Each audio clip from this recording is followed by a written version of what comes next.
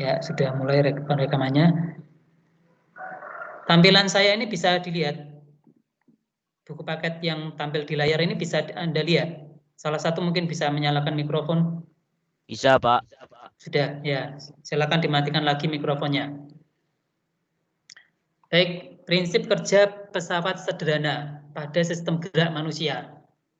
Untuk materi bab 2, ya, untuk materi bab 2 itu materi apa itu yang di buku paketmu itu kan ada materi usaha ya itu ya. Ada materi usaha. Bentar, saya cekkan buku paket.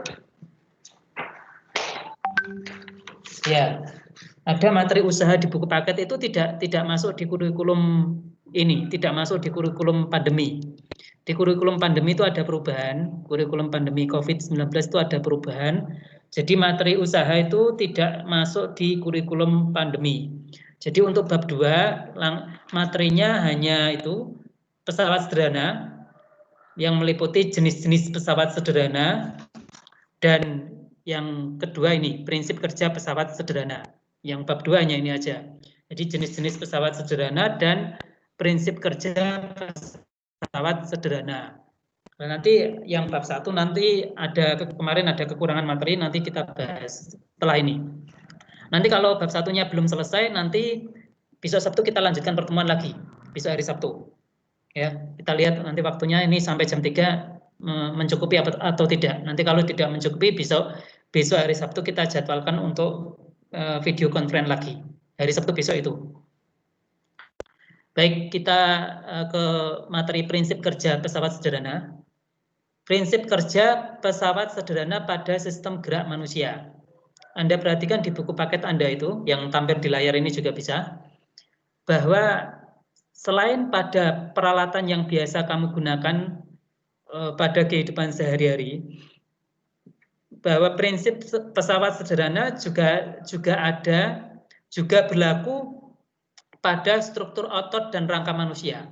Ya, kemarin kita kan sudah belajar prinsip pesawat sederhana pada alat-alat yang kita gunakan dalam kehidupan sehari-hari, ya, yang kemarin kita pelajari. Ya, ada apa? Ada katrol. Jadi prinsip kerja pesawat sederhana pada katrol kemarin kita pelajari. Kemudian prinsip kerja pesawat sederhana pada roda berporos. Prinsip kerja pesawat sederhana pada bidang miring. Kemudian kemarin kita pelajari prinsip kerja pesawat sederhana pada pengungkit yang kemarin sudah kita pelajari. Kemudian itu yang kemarin kita pelajari. Lah sekarang kita belajar tentang prinsip kerja pesawat sederhana pada sistem gerak manusia, pada otot kita, pada rangka dan otot manusia.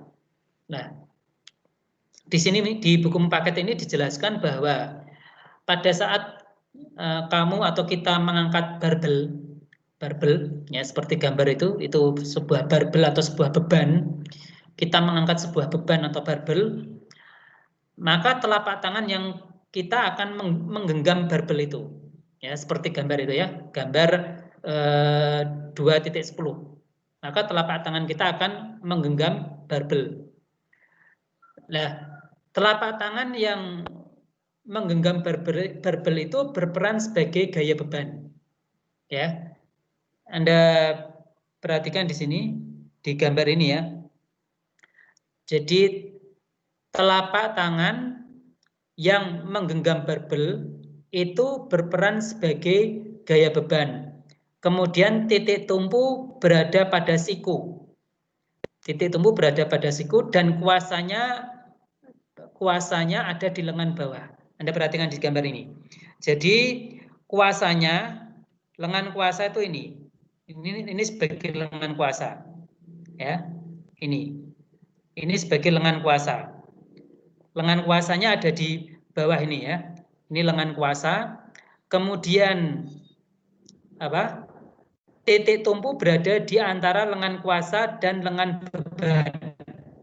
Titik tumpu berada di antara lengan kuasa dan lengan beban. Berarti titik tumpunya di mana? Di sini. Ini penumpunya. Titik tumpu berada di antara lengan kuasa dan lengan beban. Lengan beban yang ini. Lengan beban itu ya jarak dari beban ini, dari beban di sini, dari beban, bebannya kan di sini. Ini beban. Dari beban sini sampai ke titik tumpu, itu namanya lengan beban. Kalau lengan kuasa itu jarak dari kuasa yang memberi kuasa itu yang berkuasa menggerakkan, itu kan otot yang ada di lengan kita, lengan tangan kita. Jadi yang berkuasa menggerakkan beban itu, yang berkuasa menggerakkan barbel itu adalah otot-otot yang ada di lengan kita. Jadi kuasanya ada di sini. Ototnya kan ada di sini. Nah, ini sebagai kuasa. Lah, lengan kuasa itu jarak dari sini, jarak dari kuasa sampai titik tumpu. Ini namanya lengan kuasa. Jarak dari kuasa sampai titik tumpu. Ini lengan kuasa. Ya.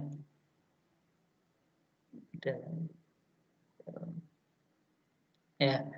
Kemudian titik tumpunya ada di sini. Titik tumpunya ada di sini. Jadi titik tumpunya ini berada pada siku. Ya. Sendi di antara lengan atas dengan lengan bawah. Siku itu apa? Siku adalah sendi di antara lengan atas dan lengan bawah, itu namanya siku. Jadi titik tumpunya ada di sini. Titik tumpu berada pada siku.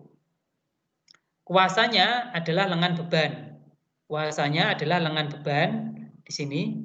Kuasa adalah lengan beban. Ini kan bebannya ya. Ini bebannya. Ini bebannya. Jadi kalau lengan beban itu ya panjang dari sini sampai titik tumpu. Kalau lengan kuasa panjang dari kuasanya ada di sini. Kuasanya ada di sini sampai titik tumpu. Kuasa ada di sini sampai titik tumpu. Itu Pak, ini namanya lengan kuasa.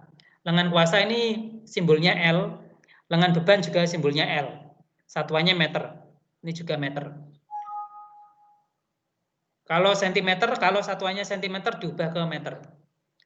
Atau bisa saja sentimeter tetap sentimeter, nanti dicoret-coret nanti satuannya hilang. Tergantung penggunaan dalam perhitungannya. Kemudian ini aplikasi prinsip kerja pesawat sederhana ya pada saat kita sedang mengangkat barbel. Ya, aplikasi prinsip kerja pesawat sederhana pada saat kita sedang mengangkat barbel atau sebuah beban. Kemudian kita lanjutkan. Ini nanti bisa Anda diskusikan sendiri.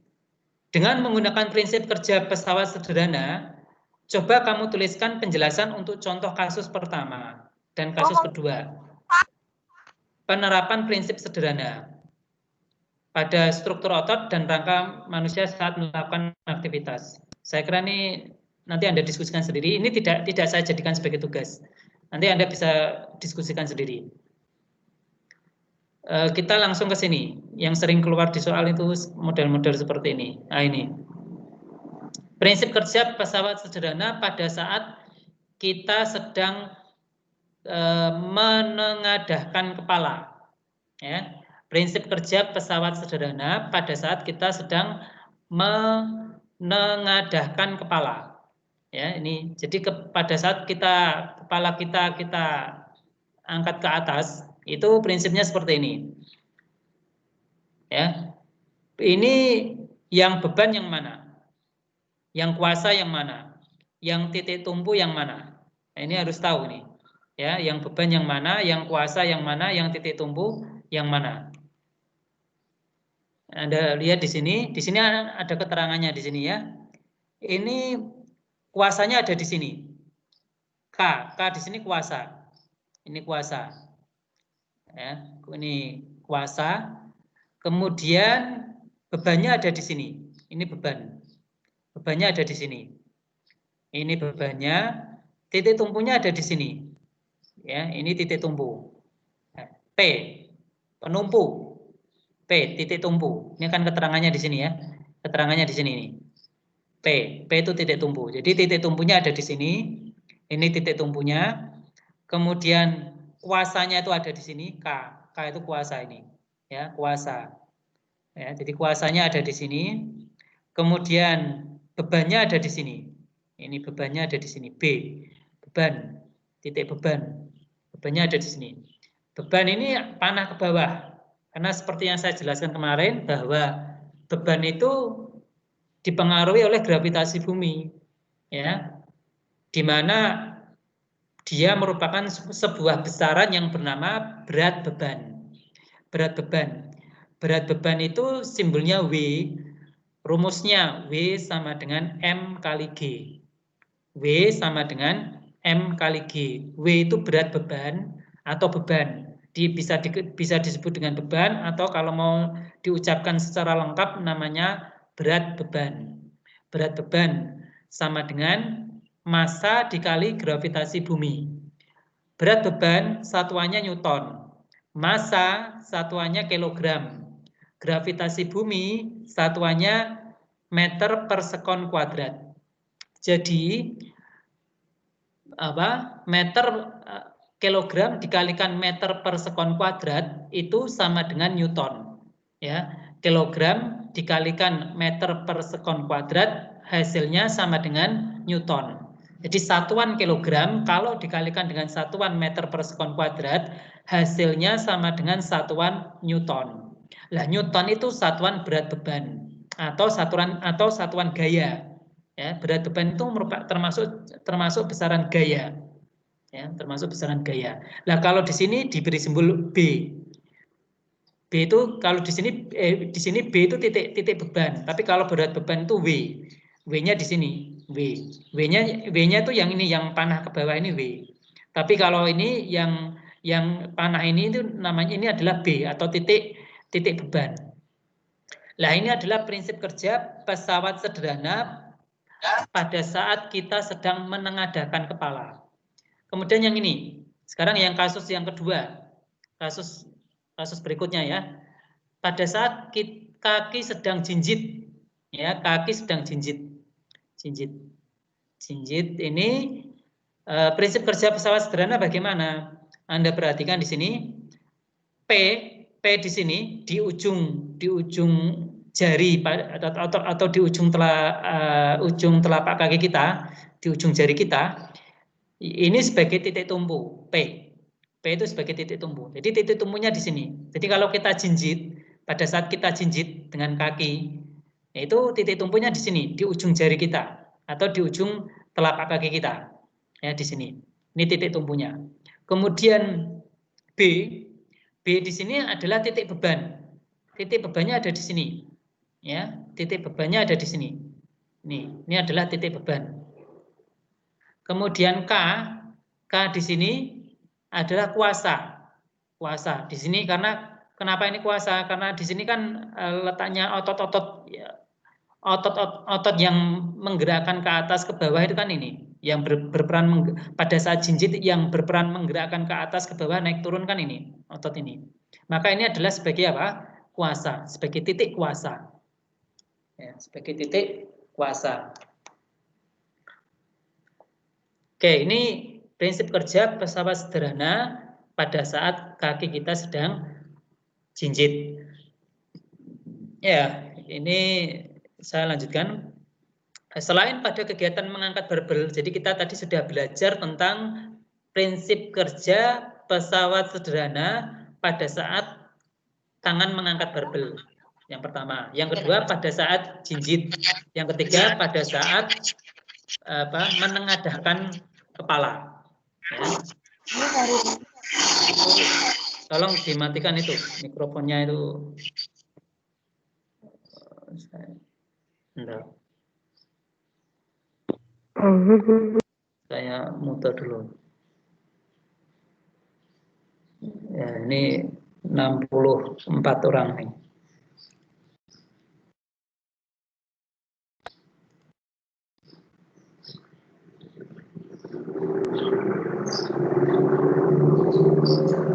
Kalau sistem audio sharing will stop it because an error.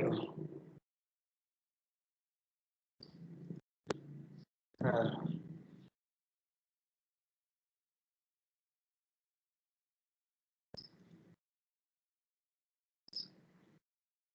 Sebentar, ini ada Rizky.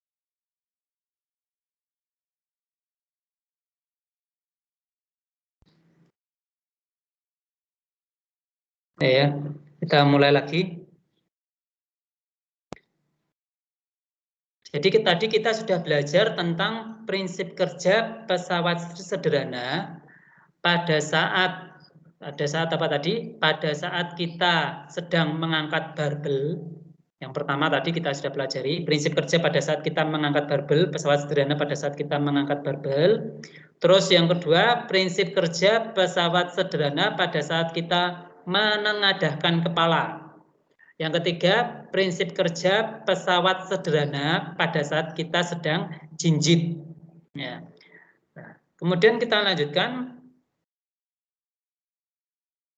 Prinsip pengungkit juga dapat digunakan untuk menganalisis pola gerak tubuh pada saat bermain bulu tangkis. Prinsip pengungkit. Kita lihat di gambar ini. Gambar 2.12 di buku paket itu ada ya. Gambar 2.12. Jadi ini gambar titik 2.12 ini prinsip ini berlaku prinsip kerja pesawat sederhana, yaitu prinsip pengungkit. Ya, prinsip pengungkit dapat digunakan untuk menganalisis pola gerak tubuh pada saat kita sedang bermain bulu tangkis. Nah, gambar ini. Jadi kita coba kita analisa di sini di gambar ini ya. Misalkan yang pertama ini, pada saat kita sedang bermain bulu tangkis di bagian leher ya, di bagian leher ini terjadi prinsip pengungkit jenis pertama.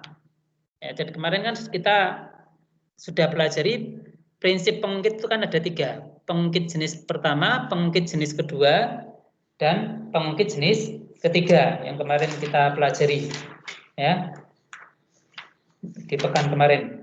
Pengungkit jenis pertama itu apa? Kalau titik tumpunya itu berada di antara gaya kuasa dan gaya beban. Itu pengungkit jenis pertama. Ya, kalau apa? Titik tumpunya berada di antara gaya kuasa dan gaya beban. Kalau pengungkit jenis kedua itu titik tumpunya atau gaya bebannya berada di antara gaya kuasa dan titik tumpu. Jadi yang berada di tengah itu gaya bebannya. Jadi pengungkit jenis kedua itu yang di tengah, yang posisinya yang ada di tengah itu adalah apa? Gaya bebannya. Jadi gaya bebannya itu berada di antara gaya kuasa dan titik tumpu. Contohnya kemarin pada saat kita menggunakan pembuka tutup botol, itu menggunakan prinsip pengungkit jenis kedua. Kalau pengungkit jenis ketiga, itu yang berada di tengah adalah gaya kuasanya. Gaya kuasanya berada di antara gaya beban dan titik tumpu. Itu contohnya pengungkit jenis ketiga kemarin adalah pinset. Ya, pinset. Itu gaya kuasanya berada di antara gaya beban dan titik tumpu. Kalau pengungkit jenis pertama kemarin contohnya adalah gunting. Itu titik tumpunya berada pada gaya kuasa dan gaya beban. Nah, kita analisa prinsip itu bekerja pada saat seseorang sedang bermain bulu tangkis. Misalkan di sini, di gambar ini ya, pada saat seseorang sedang bermain bulu tangkis, ini pada bagian lehernya itu berlaku prinsip kerja pengungkit jenis pertama. Jadi pada bagian leher orang ini berlaku prinsip kerja pengungkit jenis pertama, di mana tepat di lehernya itu sebagai pengungkit. Ini yang warna kuning ini ya, yang segitiga ini ya, segitiga warna kuning ini adalah dia sebagai titik tumpu. Di titik tumpunya berada di antara gaya kuasa dan gaya beban. Kuasanya mana? Kuasanya itu ini yang kuasanya itu yang segi 4 ini. Segi 4 warna merah ini kuasa. Gaya bebannya mana? Gaya bebannya itu yang ini, yang panah ke bawah ini. Panah ke bawah ini sebagai gaya beban. Ya, panah ke bawah ini sebagai gaya beban. Ini segi 4 ini sebagai gaya kuasa, sedangkan segitiga ini sebagai titik tumpu. Jadi titik tumpu berada di antara gaya di antara gaya kuasa dan gaya beban. Hal ini terjadi ketika pemain bulu tangkis menggunakan otot leher untuk menengadahkan kepalanya. Menggunakan otot leher untuk menengadahkan kepalanya. Jadi yang gambar segi empat warna merah ini ya. Segi empat warna merah ini adalah sebagai kuasa atau gaya kuasa. Ya, boleh disebut kuasa, boleh disebut gaya kuasa. Satuannya Newton. Lah yang panah ke bawah ini disebut dengan beban. Beban atau gaya beban. Beban atau gaya beban yang panah ke arah bawah ini. Kemudian yang segitiga warna kuning ini adalah sebagai titik tumpu. Titik tumpunya terletak di antara kuasa dan beban. Kemudian pengungkit, kemudian pada bagian ini, pada bagian apa ini, lengan ya, pada bagian lengan sini. Ini ya, berlaku prinsip kerja pengungkit jenis ketiga. Ya, pengungkit jenis ketiga. Apa kemarin pengungkit jenis ketiga? Pengungkit jenis ketiga itu adalah gaya kuasanya terletak di antara titik tumpu dan gaya beban. Anda bisa buka tabel di buku paket halaman 8687. Ya, tabel di buku paket IPA halaman 86 dan 87. Itu adalah konsep-konsep dari pengungkit, baik pengungkit jenis pertama, pengungkit jenis kedua maupun pengungkit jenis ketiga. Ya, yang pada saat kita bermain bulu tangkis, pada lengan kita yang sedang pegang raket ini, pada lengan seseorang yang sedang pegang raket ini berlaku prinsip kerja pengungkit jenis ketiga. Pengungkit jenis ketiga. Apa itu prinsip kerja pengungkit jenis ketiga? Pengungkit jenis ketiga itu prinsipnya adalah apa? Gaya kuasa terletak di antara gaya beban dan titik tumpu. Kuasa terletak di antara titik tumpu dan beban, atau kita balik, kuasa atau gaya kuasa terletak di antara beban dan titik tumpu. Ya, nih kuasanya mana ini? Kuasanya mana? Kuasanya itu kan yang mana ini? Kuasanya yang segi empat ini ya, segi empat warna merah ini ya. Ini sebagai kuasa. Kuasanya segi empat warna merah ini. Tangan yang pegang raket itu sebagai kuasa. Yang menggerakkan raketnya mau digerakkan kemana-mana itu kan kuasa. Ya, kuasanya. Ya, ya. Kemudian yang panah ke atas ini sebagai apa? Beban. Panah ke atas ini sebagai apa? Sebagai bebannya, sebagai gaya beban atau sebagai beban. Sedangkan apa?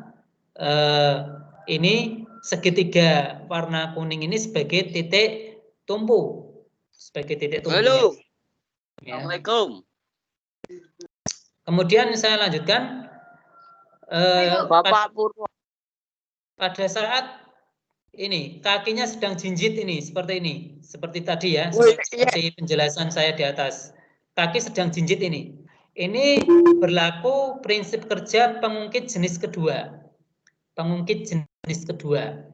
Di mana di sini apa kemarin prinsip kerja pengungkit jenis kedua? Siapa yang tahu? Bisa jawab? Coba salah satu menyalakan mic-nya. Prinsip kerja pengungkit jenis kedua. Halo? Ada yang bisa menjawab? Lihat tabel 87, halaman 87 buku paket. Prinsip kerja pengungkit jenis atau konsep pengungkit jenis kedua. Siapa bisa jawab? Saya, Pak. Ya, silakan. Apa? Prinsipnya gimana? Namanya siapa? Silakan mic-nya dinyalakan. Yang mau jawab. Prinsip kerja pengungkit jenis kedua. Bagaimana prinsipnya?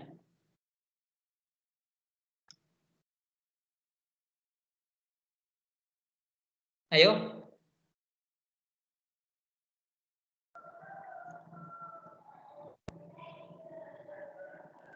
Silakan mic-nya dinyalakan.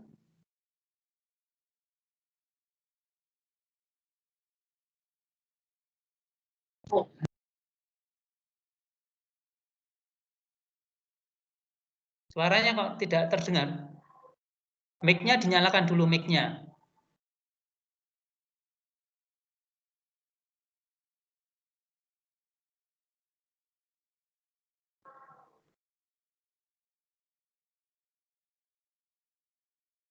Gimana? Halo, siapa yang mau jawab? Prinsip kerja pengungkit jenis kedua. Konsepnya gimana kemarin? Konsepnya?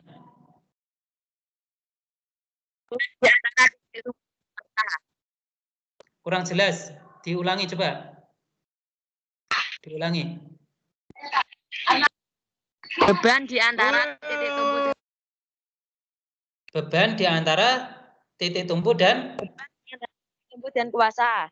Ya, ya. Oke. Silakan mic-nya dimatikan lagi.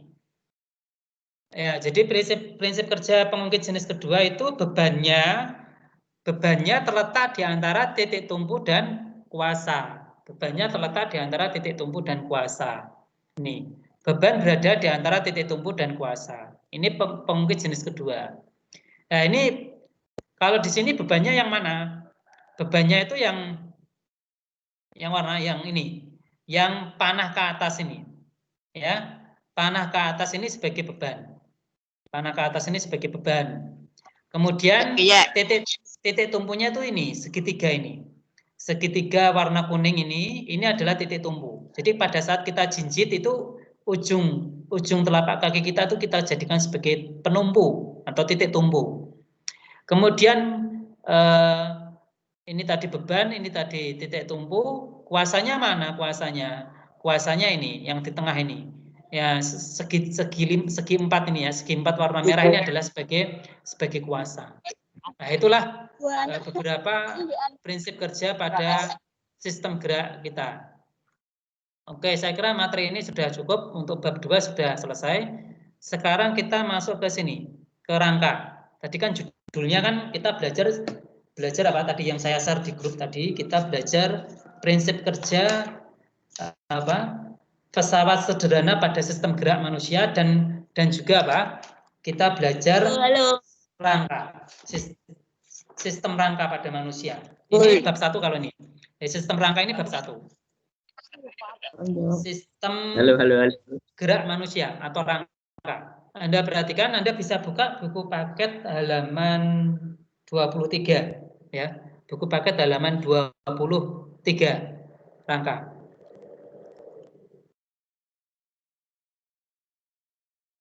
Nah, ini saya perbesar saja. Bentar. Ya, kita mulai. Ya, orang sedang senam seperti ini. Pada saat seseorang itu sedang senam, itu kenapa orang itu bisa sedang senam? Kalau di dalam tubuh orang itu tidak ada rangkanya, bisakah kita melakukan senam? Ya. Coba Anda bisa bayangkan kalau tubuh kamu tidak memiliki rangka tubuh, ya, mau digerak-gerakkan kan jadi susah, ya. Jadi itu nanti bisa Anda renungkan lah. Pertanyaan ini bisa Anda renungkan dan Anda cari jawabannya sendiri. Saya lanjutkan. Fungsi sistem rangka bagi tubuh kita. Ya, fungsi sistem rangka bagi tubuh kita. Yang pertama, memberikan bentuk dan mendukung tubuh kita. Ya. Berarti rangka yang ada di tubuh kita itu bisa memberikan bentuk dan mendukung tubuh kita. Coba aja badanmu tidak ada rangkanya, maka tidak akan berbentuk, tidak ada bentuknya. Kepala nggak ada rangkanya itu, kepalanya ditekan-tekan itu bisa seperti apa itu, mainan bola bola karet itu kan bisa ditekan-tekan karena di dalamnya nggak ada rangkanya. Tapi karena kepala kita itu ada rangkanya yang keras, yang melindungi isi di dalam kepala, ada otak dan sebagainya. Itu sehingga kita bisa kepala kita memiliki bentuk, ya, memiliki bentuk tertentu karena ada rangkanya. Kemudian yang kedua, fungsi sistem rangka adalah melindungi organ internal, atau organ dalam. Jadi dengan adanya rangka, maka organ-organ tubuh kita yang ada di dalam itu bisa terlindungi. Contohnya tulang tengkorak melindungi otak. Tulang tengkorak itu kan rangka di kepala kita, namanya tulang tengkorak. Tulang tengkorak itu fungsinya untuk melindungi otak yang ada di dalam kepala kita.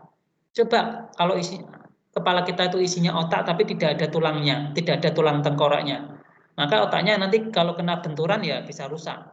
Nah, kemudian lagi tulang rusuk yang ada di dada kita itu, tulang rusuk. Tulang rusuk ini fungsinya untuk melindungi jantung. Ya, jantung, organ dalam yang ada di dalam dada kita ada jantung, salah satunya ada jantung. Jantung kita itu dilindungi oleh tulang rusuk. Tulang rusuk itu merupakan rangka. Ya, paru-paru yang ada di dalam tubuh kita dilindungi oleh tulang rusuk. Kalau nggak ada tulang rusuknya, jantung kita, paru-paru kita itu bisa kalau kena benturan itu bisa rusak, ya, bisa mengalami kerusakan. Ya. Kemudian fungsi sistem rangka yang lain itu adalah tempat menempelnya otot. Ya, sistem rangka fungsi yang lain sebagai tempat menempelnya otot yang merupakan alat gerak aktif yang dapat menggerakkan tulang. Di otot-otot kita itu nempelnya di rangka. Ya. Otot bisep, otot tricep itu nempelnya di rangka. Dia nempel di rangka sehingga dia bisa menggerakkan tulang-tulang kita. Seperti gambar tadi, ya, yang kita bahas pada saat kita membahas prinsip kerja pesawat sederhana tadi. Ya, itu. Kemudian yang keempat, fungsi sistem rangka yaitu yang keempat adalah tempat dibentuknya sel darah.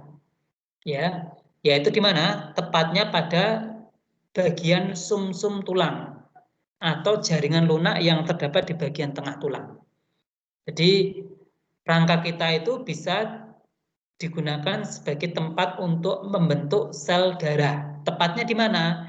Sel darah kita itu dibentuk di sumsum tulang belakang. Tepatnya sumsum tulang belakang atau jaringan lunak yang terdapat di bagian tengah tulang.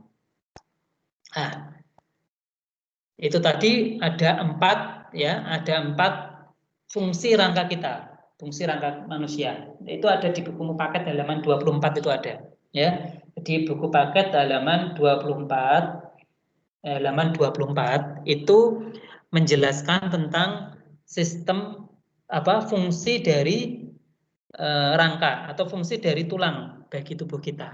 Anda bisa lihat di buku paket itu. Kemudian ini ya. Nah, ini kita belajar tentang nama-nama rangka ini ya. Yang kalau bagian sini ini namanya tulang tengkorak, ya, tulang tengkorak. Ini tulang tengkorak. Oi. Ya. Kemudian kalau yang ini Anda bisa lihat sambil di bukumu paket ada juga itu di halaman 24 ya, halaman 24 gambar 1.21. Gambar 1.21 sistem rangka manusia. Terus yang ini, yang bagian ini namanya tulang rahang bawah. Ya, ini namanya tulang rahang bawah.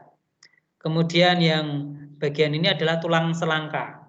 Ya, tulang selangka. Ini sering kalau kena benturan mudah patah ini tulang selangka ini. Ya.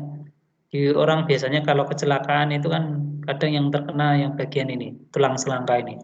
Ya, tulang selangka. Kemudian yang bagian sini ini adalah tulang belikat. Ya, tulang belikat. Tulang belikat. Di bagian ketiak kita itu, tulang belikat. Kemudian yang bagian sini, ini namanya adalah tulang lengan atas atau humerus. Tulang lengan atas kita, lengan bagian atas kita itu tulangnya namanya humerus. Ya, lengan bagian atas kita tulangnya namanya humerus, tulang lengan atas. Kemudian yang bagian sini, ini adalah tulang rusuk. Ya, tulang rusuk ini bisa Anda hitung jumlahnya tulang rusuk itu ada berapa. Ya, tulang rusuk di bagian sini. Ya, ya ini lebih lengkapnya nanti bisa Anda baca di buku Mupaket halaman 24, gambar 1.21. Baik, saya lanjutkan. Ini ya. Ini penjelasan berikutnya. Ini kalau ini namanya adalah tulang dada. Ini tulang dada yang bagian sini. Ya, ini bagian sini namanya apa? Ini adalah tulang dada. Kemudian yang bagian sini ini adalah namanya adalah tulang belakang. Nih, tulang belakang. Tulang belakang, tulangnya berada di belakang, namanya tulang belakang. Kemudian yang ini bagian ini namanya adalah tulang pengumpil. Ya, tulang pengumpil. Ini tulang pengumpil. Ini tulang pengumpil. Kemudian yang bagian sini ini namanya adalah tulang hasta. Ya, tulang hasta. Kemudian saya lanjutkan yang bagian sini ini namanya adalah tulang panggul. Ya, tulang panggul. Ini bagian sini. Tulang panggul. Kemudian yang bagian sini ini yang namanya adalah tulang duduk. Tulang duduk karena kita duduk menggunakan tulang ini. Kita duduk pakai pantat. Di pantat Anda itu ada tulangnya, namanya tulang duduk ini. Tulang duduk. Kemudian saya lanjutkan yang ini namanya adalah tulang jari. Tulang jari. Nah, ada pada jari tangan kita itu ada di dalamnya ada tulang namanya tulang jari. Kemudian yang ini adalah tulang paha. Ya, ini adalah tulang paha. Kemudian yang ini bagian sini ini adalah tulang tempurung lutut. Ya, kalau orang Jawa namanya dengkul, itu nyebutnya dengkul, itu di dalamnya adalah tulang tempurung lutut di sini. Kemudian yang sini adalah tulang betis, nih di sini, ini tulang betis. Ya, ini tulang betis kita di dalamnya itu ada tulangnya, namanya tulang betis. Kemudian ini adalah tulang kering, ya, tulang kering atau tibia, tulang kering atau tibia. Ya, itu penjelasan nama-nama tulang pada sistem rangka kita, pada sistem rangka manusia. Ya, penjelasan nama-nama tulang pada sistem rangka manusia. Nah, sekarang kita jelaskan nama-nama rangka pada tengkorak. Ya, di sini ini namanya adalah di bagian atas bagian depan atas ya, atas ini tulang dahi. Di dahi kamu itu ada tulangnya namanya tulang dahi. Kemudian di sini ini namanya adalah tulang hidung. Ini tulang hidung ya. Kemudian ini adalah tulang rahang atas. Tulang rahang atas ini ya. Ini adalah tulang rahang bawah. Tulang rahang bawah. Ya, kemudian di sini adalah tulang pipi. Ya, di dalam pipimu itu ada tulangnya namanya tulang pipi. Ya, di sini tulang pipi. Kemudian di sini adalah tulang baji. Tulang baji. Di sini adalah tulang pelipis. Di sini ada tulang kepala belakang, ya, dan di sini adalah tulang ubun-ubun. Ya, tulang ubun-ubun. Ya, saya lanjutkan. Ini tadi sudah ya, tulang rahang bawah, ini tulang rahang atas, ya, tulang hidung, tulang dahi, tadi sudah kita jelaskan ya, tulang ubun-ubun, tulang kepala bagian belakang, tulang pelipis, ya, tulang pipi, ya. Ini rahang atas kita kalau kita ambil, kita gambarnya itu seperti ini kurang lebihnya, ya, rahang bagian atas, tulang rahang bagian atas, ya, di mana gigi kita menempel di situ. Terus saya lanjutkan, ini tulang rahang bagian bawah, ya, tulang rahang bagian bawah. Ini saya pakai slide-nya orang lain ya, ini dari SMP Negeri 1 Kali Tengah. Tulang rahang bagian bawah. Kemudian saya lanjutkan ya.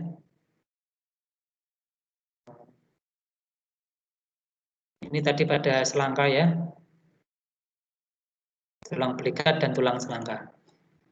Terus berikutnya ini tadi sudah kita jelaskan. Ya, ini tadi namanya tulang selangka atau tulang klavikula. Ya. Kalau ini tulang belikat. Ya, ini pada jari kita. Pada jari tangan kita ini ada tulang pergelangan tangan di sini. Ya. Ini ada tulang pergelangan tangan jari kita ini. Ini ada tulang pergelangan tangan. Kemudian di sini ada tulang apa ini? Tulang telapak tangan. Di telapak tangan kita itu ada tulangnya. Itu ada tulang telapak tangan. Ya, tulang telapak tangan. Kemudian di sini ada tulang apa ini? Tulang jari tangan. Jadi pada tangan pada tangan kita itu ada tulang pergelangan tangan, kemudian ada tulang telapak tangan, dan ada tulang jari tangan. Terus pada panggul kita, ya, ini tadi ada tulang usus, ya, yang ini adalah tulang kemaluan, ya, kemudian yang ini adalah tulang duduk. Ya, ini keterangan lebih detail untuk bagian panggul. Ya, ini adalah tulang duduk, ini ada tulang kemaluan, dan di sini ada tulang usus. Terus selanjutnya lengan. Kalau tadi kan telapak tangan, ini telapak tangan tadi ya. Ini lengan sekarang. Ini ada tulang hasta. Ini yang bawah ini namanya tulang hasta. Kalau yang atas ini adalah tulang pengumbil. Ya, saya ulangi, yang bawah ini, yang bagian bawah sini, yang bagian bawah ini namanya adalah tulang hasta. Terus yang bagian atas ini adalah tulang pengumbil, Terus berikutnya kaki ini ya. Di sini tempurung lutut, tulang tempurung lutut, ya, di sini. Ini adalah tulang tempurung lutut, ya, tulang tempurung lutut. Kemudian yang ini, yang depan ini adalah tulang kering, yang di depan. Tulang kering itu yang di depan ini, ya. Kemudian yang di belakang ini, yang di belakang ini adalah tulang betis. Tulang betis itu ada di belakang ini ya, tulang betis. Kemudian yang di sini ini adalah tulang pergelangan kaki. Di sini, tulang pergelangan kaki. Ini penjelasan tulang-tulang, jenis-jenis tulang yang ada di kaki kita. Struktur tulang sekarang. Struktur tulang itu ada dijelaskan di situ ya, di bukumu paket itu juga ada halaman 25. Buku paket halaman 25 itu ada tentang struktur tulang. Nah, ini kita pelajari struktur tulang. Bagian yang paling luar dari tulang, ya, namanya periosteum, ya, bagian paling luar dari tulang. Ini yang paling luar dari tulang. Nah, itu namanya periosteum. Kemudian ada di sini, yang bagian sini agak ke dalam sedikit, ini namanya adalah tulang kompak, ya, tulang kompak. Kemudian yang lebih dalam lagi, ini adalah pembuluh darah, ya. Kalau yang ini adalah tulang spon, ya, tekan spon karena ini tulangnya, tulang spon ini lunak, ya, seperti spon itu lunak, tulang spon. Yang paling dalam ini ada pembuluh darah. Di dalam tulang ini ada pembuluh darahnya, kayak kabel ini pembuluh darah. Kalau tulang tuh nggak ada pembuluh darahnya, ya nanti kan tulangnya tidak bisa hidup, tulangnya mati. Ya, pembuluh darah itu kan untuk mengalirkan asupan nutrisi untuk tulang. Ya, darah itu merupakan cairan untuk mengedarkan nutrisi ke seluruh tubuh melalui medium darah. Nah, itu mengalir lewat pembuluh darah. Ya, bagian ini adalah sumsum tulang. Ya, sumsum tulang. Jadi struktur tulang itu ada periosteum, ada sumsum tulang, ada tulang kompak, ada spons, ada pembuluh darah.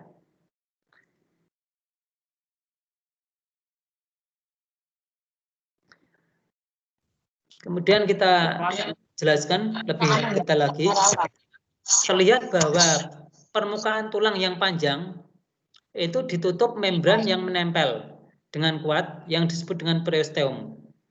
Ya, permukaan tulang yang panjang itu ditutup dengan membran yang menempel dengan kuat, namanya ini tadi ya, periosteum. Nomor 1 ini tadi. Pembuluh-pembuluh darah kecil pada periosteum membawa zat-zat makanan ke dalam tulang. Pembuluh-pembuluh darah kecil pada periosteum membawa zat-zat makanan ke dalam tulang.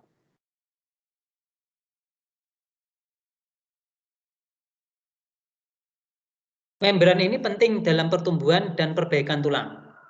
Membran ini penting dalam pertumbuhan dan perbaikan tulang. Membran apa? Ini tadi, periosteum ini tadi ya. Membran yang menempel kuat pada permukaan tulang namanya periosteum. Periosteum ini fungsinya dalam pertumbuhan dan perbaikan tulang. Pada periosteum itu terdapat pembuluh-pembuluh darah kecil yang fungsi pembuluh darah itu adalah membawa zat-zat makanan ke dalam tulang supaya tulangnya bisa bertumbuh, bisa berkembang. Tulangnya bisa tambah panjang, tulangnya bisa tambah besar. Itu kan butuh asupan zat-zat makanan.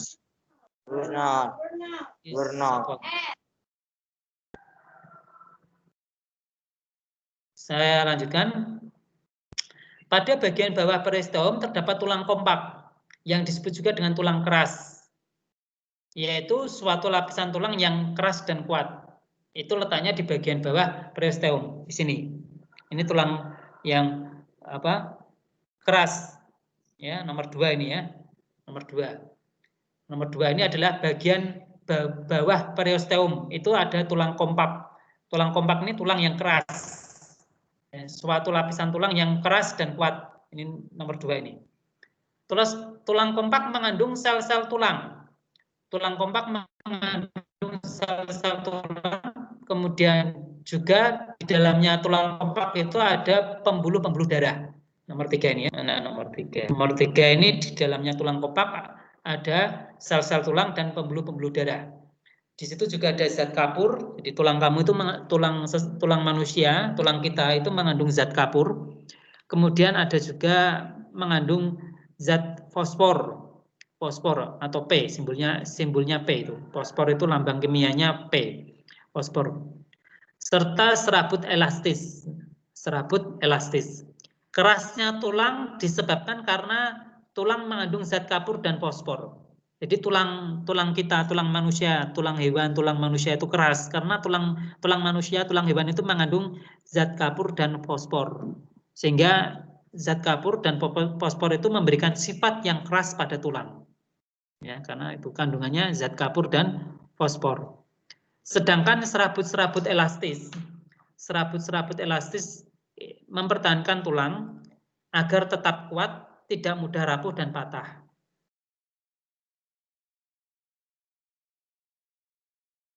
Terus berikutnya tulang spons tadi ya yang kita bahas, tulang spons. Ujung tulang panjang ditutup dengan suatu lapisan jaringan tebal, lunak dan lentur yang disebut dengan tulang rawan atau kartilago. Tulang rawan atau kartilago. Tulang rawan tersusun atas sel-sel yang dikelilingi oleh matriks protein yang dihasilkan oleh sel-sel tersebut. Ini penjelasannya ada di buku halaman 25 itu nanti lebih lengkap. Selain di ujung-ujung tulang panjang, tulang rawan juga dapat ditemukan di ujung-ujung tulang rusuk. Pada ujung-ujung tulang rusuk kita, di dada kita itu, ujung-ujungnya terdapat juga tulang rawan.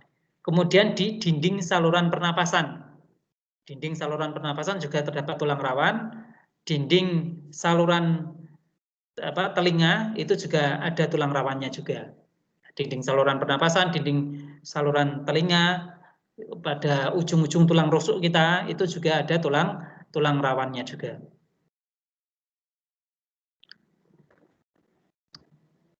Nah, ini saya lewati.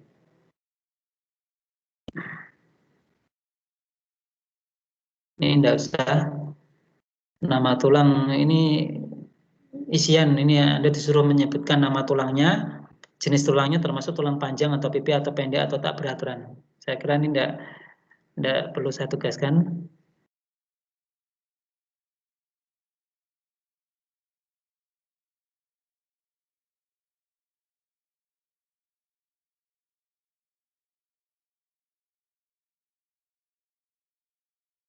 Ya, ini kita bahas sekarang. Pada saat sebelum kita dilahirkan, beberapa bulan sebelum kita dilahirkan, berarti masih dalam bentuk apa? Masih dalam bentuk janin, ya, masih dalam bentuk janin. Tulang kita tersusun dari tulang rawan. Jadi beberapa bulan sebelum kita dilahirkan, tulang kita tersusun dari tulang rawan atau tulang kartilago. Karena masih lunak, tulang rawan itu masih lunak, dia masih lunak. Jadi beberapa bulan sebelum kita dilahirkan, tulang kita itu tersusun dari tulang rawan atau kartilago. Tulang rawan itu tulang yang lunak. Ya. Secara bertahap, tulang rawan itu akan rusak dan digantikan oleh tulang yang keras. Jadi pada saat bayi lahir itu ya, Anda lihat bayi yang baru lahir yang masih berusia di bawah 1 tahun itu kan tulangnya masih tulang rawan, ya, tulang rawan. Lama-lama nanti seiring dengan pertambahan usia si anak itu, tulangnya itu akan tergantikan oleh tulang yang keras. Jadi ketika seorang bayi yang lahir itu tulangnya adalah tulang rawan, tulang yang lunak, tulang kartilago. Seiring dengan usianya bertambah, usia bayi atau usia anak itu bertambah, maka tulang rawan itu akan rusak dan digantikan dengan tulang keras. Tetapi pada perkembangannya, tidak semua tulang rawan pada tubuh manusia itu dapat diganti oleh tulang keras. Contohnya apa? Tulang yang ada di dalam tubuh kita yang masih tetap lunak. Artinya tulang itu masih berupa tulang rawan, sampai kita dewasa pun masih berupa tulang rawan. Tidak akan berubah menjadi tulang keras. Siapa yang bisa memberi contoh? Ayo. Halo, siapa yang bisa menjawab pertanyaan ini? Saya, Pak. Ya, apa? Ini namanya siapa? Namanya siapa? Isna. Ya, Pak. Ya. Isna, silakan jawab. Cuping telinga, daun telinga, tulang ubun-ubun dan ujung sendi. Ya, boleh. Ya, jadi tulang pada telinga. Jadi Isna tadi menjawab tulang pada telinga.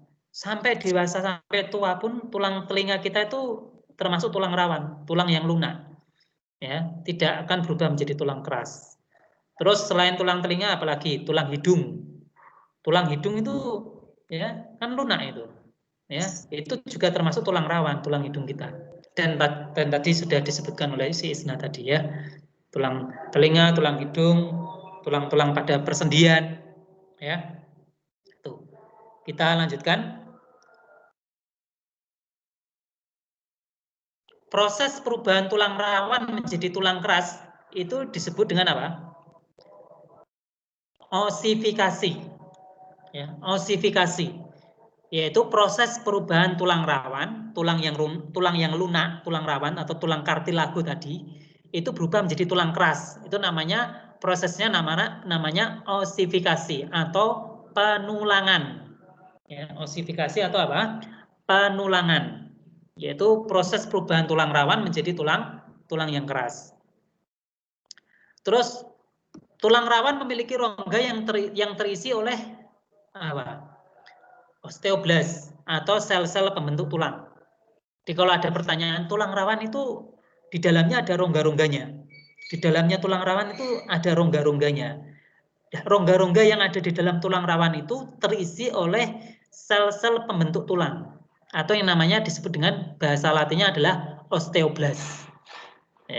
Osteoblast itu apa? Sel-sel pembentuk tulang yang mengisi rongga-rongga yang ada di dalam tulang rawan. Kemudian selanjutnya osteoblast akan membentuk osteosit. Ya, ini urutan-urutan ini harus Anda pahami loh ya. Urutan-urutan ini harus Anda pahami. Urutan proses pembentukan dari proses perubahan dari tulang rawan menjadi tulang keras. Osteoblast itu akan membentuk osteosit.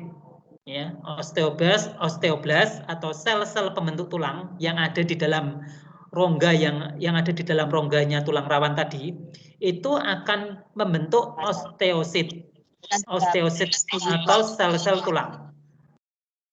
Kemudian selain mengalami osifikasi, tulang juga mengalami penggabungan atau fusi. Ya, selain mengalami osifikasi, tulang kita, tulang manusia, tulang hewan, tulang manusia itu juga mengalami penggabungan atau fusi. Fusi atau penggabungan. Orang dewasa jumlah tulang pada sistem rangkanya sebanyak berapa? 206 tulang.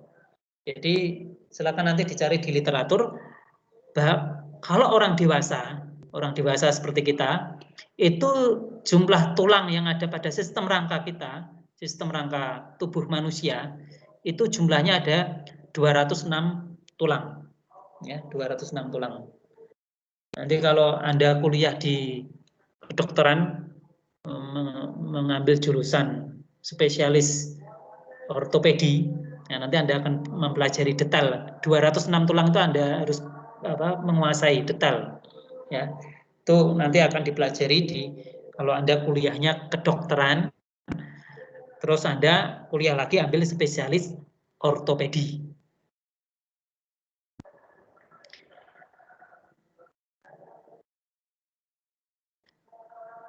Ya saya kira ini nggak usah. Sekarang berikutnya ini hubungan antar tulang dan persendian. Hubungan antar tulang dan persendian. Yang pertama adalah hubungan antar tulang yang tidak memungkinkan adanya gerakan. Ini di buku paketmu kan ada itu, ya. Hubungan antar tulang atau sendi itu ya.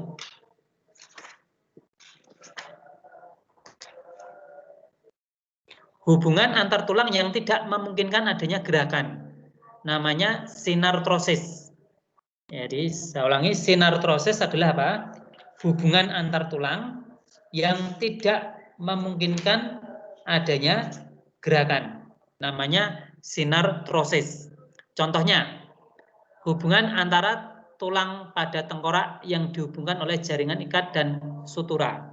Ya, antara jaringan ini, jaringan yang atas ini, antar tulang pada tengkorak. Ini kan tulang tengkorak semua.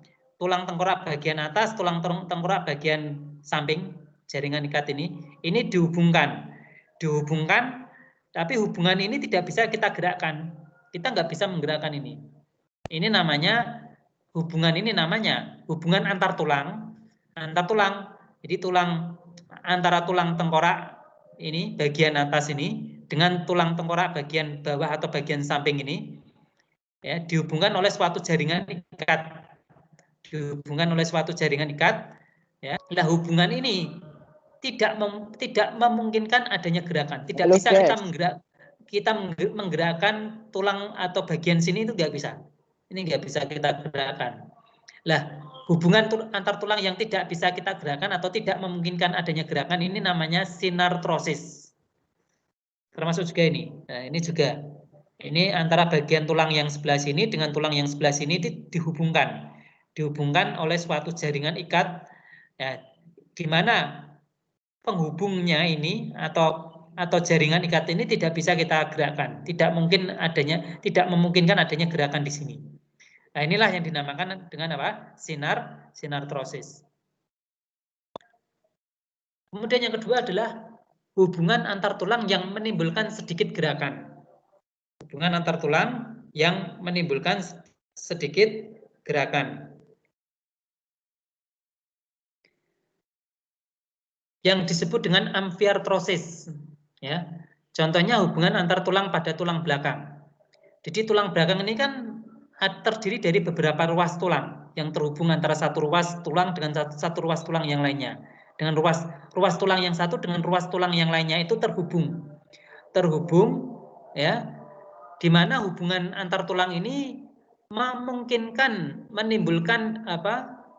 memungkinkan adanya sedikit gerakan. Ya, tulang belakang kita kan hanya bisa kita gerakan tapi sedikit gerakannya. Tidak leluasa kita menggerakkan tulang belakang itu. Nah, hubungan antar tulang yang menimbulkan sedikit gerakan itu namanya amfiartrosis. Amfiartrosis. Hubungan antar tulang pada contohnya adalah hubungan antar tulang pada tulang belakang. Vertebrata, tulang belakang atau vertebrata. Kemudian yang berikutnya adalah jadi ada hubungan antar tulang, ada yang sinartrosis, ada amfiartrosis. Sekarang hubungan antar tulang yang memungkinkan gerakan. Hubungan antar tulang yang ketiga ya, hubungan antar tulang yang memungkinkan gerakan. Namanya diartrosis atau persendian. Hubungan antar tulang yang memungkinkan gerakan. Itu disebut dengan apa? Diartrosis atau persendian. Persendian inilah yang memungkinkan kita dapat menggerakkan lengan atas, lutut, ibu jari, ya, ibu jari tangan dan lain sebagainya. Itu karena antar tulang ini bisa atau memungkinkan untuk digerakkan. Lah, hubungan antar tulang yang memungkinkan untuk digerakkan itu namanya persendian atau diartrosis. Berikutnya, ini contoh-contohnya ini ya. Ini yang memungkinkan antara sendi, ya, antara tulang paha dihubungkan dengan tulang betis. Ini namanya ada penghubungnya, ini namanya sendi engsel. Ya, ini pada siku kita. Sendi engsel.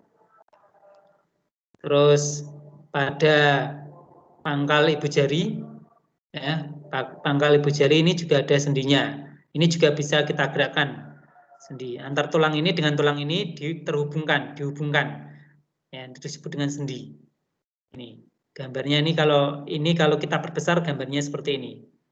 Pangkal ibu jari. Kemudian sendi pelana. Kenapa diberi nama sendi pelana? Ini karena bentuknya ini seperti pelana kuda. Anda pernah lihat pelana kuda itu? Ini bentuknya sama, mirip dengan pelana kuda. Maka diberi nama sendi pelana. Ini ada pada ini, hubungan antar tulang pada jari kita. Ya, ini pada jari kita ini. Ini sendi pelana ini. Terus lagi ini pada tulang apa ini? Pinggul. Waktunya masih 15 menit ya. Pada tulang pinggul, ya. Ini ada sendi antara tulang gelang panggul dengan tulang paha, ini dihubungkan dengan ini sendi.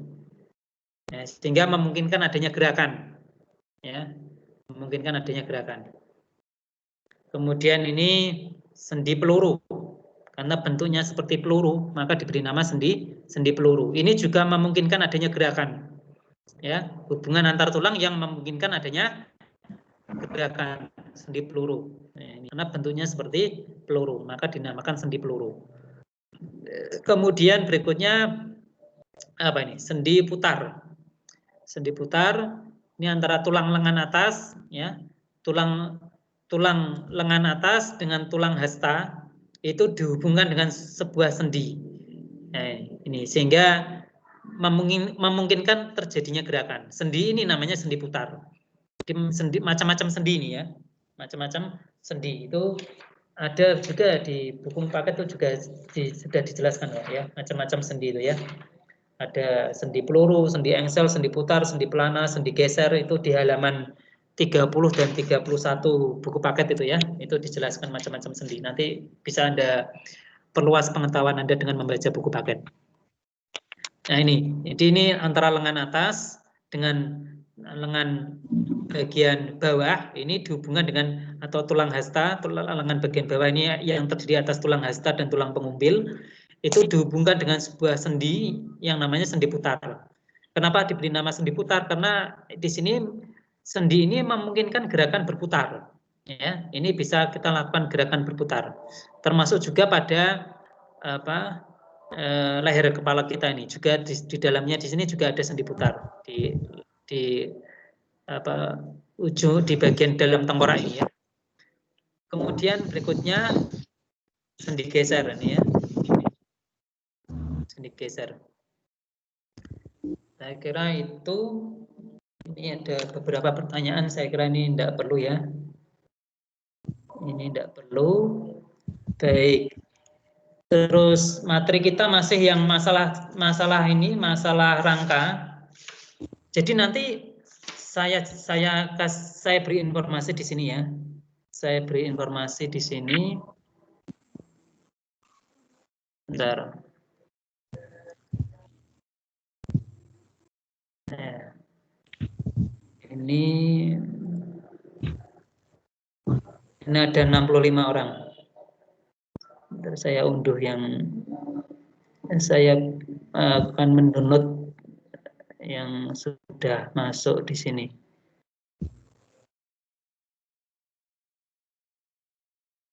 Ya. Saya informasikan di sini. Jadi untuk materi penilaian tengah semester, materi penilaian tengah semester nanti hanya bab 1 saja. Bab 1 nanti materinya meliputi yang kemarin sudah kita bahas di beberapa pertemuan kemarin ya. Ada konsep gerak kemarin ya, perpindahan dan jarak. Yang kemarin saya sampaikan di beberapa video, ada pertemuan 1, 2, 3, kemarin ada video-videonya itu, bisa Anda setel ulang. Pertemuan 1, 2, 3, pertemuan 4 kemarin kita video conference juga bisa Anda setel ulang. Dan yang hari ini pertemuan 5 video conference, nanti rekamannya ini nanti saya upload juga di YouTube, nanti bisa ulang kembali. Di kita video conference seperti ini saya rekam. Nanti rekamannya saya upload di aplikasi Microsoft Teams ya, nanti bisa diputar ulang lagi. Kemudian materi untuk penilaian tengah semester ya, meliputi kalau di buku paketmu itu ya, Anda bisa lihat di buku paketmu itu konsep gerak ya, konsep gerak itu masuk materi penilaian tengah semester. Ada perbedaan antara perpindahan dan jarak. Perbedaan antara perpindahan dan jarak ya, itu konsep perpindahan dan konsep jarak, Anda harus bisa membedakan itu. Kemudian gerak lurus ya, gerak lurus beraturan, gerak lurus berubah beraturan yang kemarin kita dijelaskan di video. Kemudian gaya hukum Newton itu nanti masuk ya, gaya hukum Newton 1, hukum 1 Newton, hukum 2 Newton, hukum 3 Newton. Kemudian berikutnya itu nanti sistem gerak manusia yang hari ini sedang kita pelajari. Sistem gerak manusia meliputi nanti rangka ya, rangka yang tadi sudah saya jelaskan, rangka. Tapi kemarin rangka kita tidak pakai untuk ulangan kemarin. Yang 8A kemarin ya.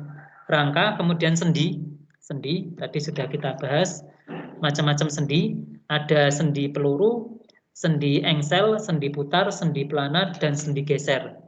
Kemudian yang belum itu nanti otot ya, Otot belum ya. Otot itu belum. 3 jenis jaringan otot itu gangguan dan kelainan sistem gerak dan upaya mencegah dan mengatasinya. Itu belum. Upaya menjaga kesehatan sistem gerak pada manusia itu belum. Itu nanti ini ya, kelainan gerak ini sudah ada PowerPoint-nya, kelainan gerak. Ini kita bahas besok hari Sabtu ya, yang kelainan gerak.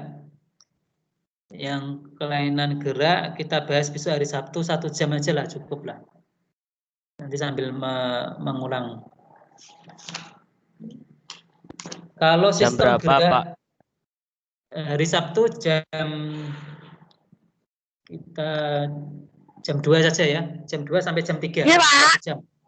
Jam 2 siang sampai jam 3. 1 jam saja hari Sabtu. Iya, Pak. Ya. Terus Pak, maaf saya bisa Pak. Besok ada les. Besok ada les. Ya nanti kalau yang les nanti mengikutinya lewat anu aja, rekaman aja. Jadi kan saya rekam. Ini setiap kita pertemuan seperti ini saya rekam. Jadi rekamannya nanti bisa diputar ulang, ya. Nanti yang les nanti bisa memutar ulang rekaman. Siap.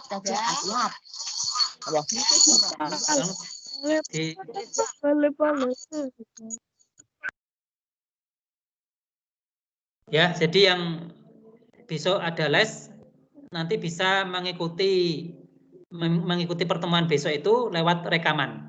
Di video conference itu selalu saya rekam. Rekamannya nanti saya upload di Microsoft Teams, nanti bisa diputar ulang, ya. Bisa diputar ulang. Untuk materi sistem gerak pada hewan, ya, dan sistem gerak pada tumbuhan nanti saya tinjau dulu. Nanti saya umumkan materi yang digunakan untuk penilaian tengah semester nanti apa saja. Besok hari Sabtu saya umumkan di grup WA, ya. Saya umumkan di grup WA. Jadi materi bab 1 yang digunakan untuk penilaian tengah semester itu nanti saya rinci di WA, di grup WA. Nanti saya rinci materi apa saja yang harus Anda pelajari di bab 1 itu yang nanti digunakan sebagai acuan untuk penilaian tengah semester. Hanya bab 1 saja, ya. Nanti saya share di grup WA. Sampai sini ada yang mau ditanyakan? Ini masih ada waktu 5 menit. Silakan kalau ada yang mau ditanyakan. Tidak, Pak.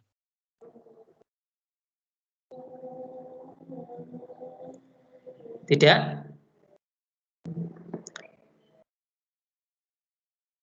Tidak, Pak. Ya. Tidak. Kalau tidak ada yang tanya, saya kira pastikan Anda kalau ikut video conference ini pakai nomor Telkomsel yang kemarin dibagikan sekolah ya, supaya tidak menghabiskan kuota. Ya. Pakai nomor Telkomsel yang kemarin dibagikan oleh sekolah, pakai nomor perdana kemarin. Nanti nomor perdana yang dibagikan dari sekolah kemarin diaktifkan saja. Siap, ya, itu bisa digunakan untuk seperti ini. Ya, siap, Pak. Baik, saya kira saya akhiri. Besok hari Sabtu kita pertemuan lagi 1 jam, yaitu pukul 2 siang sampai pukul 3 sore. 1 jam saja, jam 2 sampai pukul 3. Ya. Oke. Saya kira sampai sini yang bisa saya sampaikan. Saya akhiri. Wassalamualaikum warahmatullahi wabarakatuh. Waalaikumsalam.